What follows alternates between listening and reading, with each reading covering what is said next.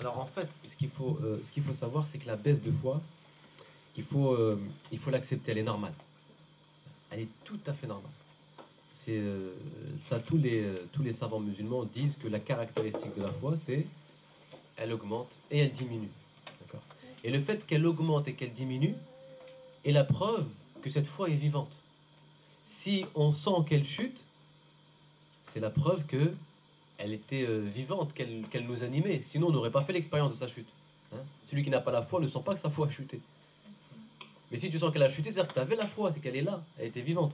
Donc déjà, la chute, elle a une sagesse, c'est de te faire prendre conscience justement de sa présence, qu'elle t'anime, qu'elle est là. Alhamdulillah, ça c'est une première des choses.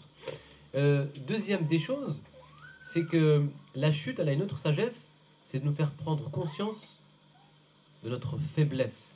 Et que même quand des fois tu t'élèves vers Allah, il y a toujours cette faiblesse qui plane au-dessus de ta tête pour que tu n'entres jamais dans un sentiment de satisfaction.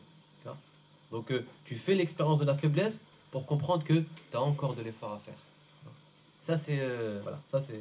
Et la troisième des choses, c'est que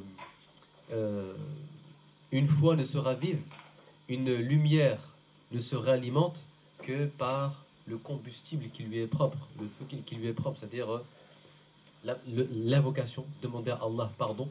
Parce que quand une foi chute, c'est quelque chose à provoquer sa chute.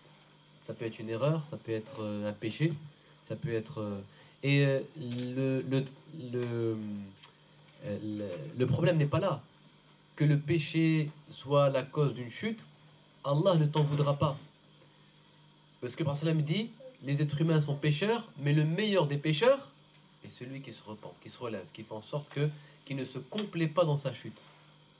Qui à un moment donné prend la peine de se relever. Donc quand on chute, c'est qu'à un moment donné, quelque chose a provoqué ma chute.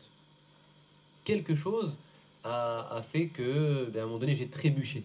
Eh bien, pour me relever, il faut que je me repente. Première chose, il faut demander pardon à Allah. D'où l'importance de faire l'istighfar, de faire tauba, parce que si on ne fait pas de tauba sans faire l'istighfar, on ne parviendra jamais à se relever. Jamais. Et avec tauba, avec l'istighfar, ce péché va quitter le cœur et le cœur va retrouver sa légèreté. C'est comme, un exemple très grossier, un ballon gonflable. Si vous le reliez à une pierre, il ne va pas s'envoler. Considérez ce ballon gonflable comme votre cœur et cette pierre comme un péché. Enlevez, débarrassez de cette pierre, vous allez voir, le ballon il va reprendre son envol, tout simplement.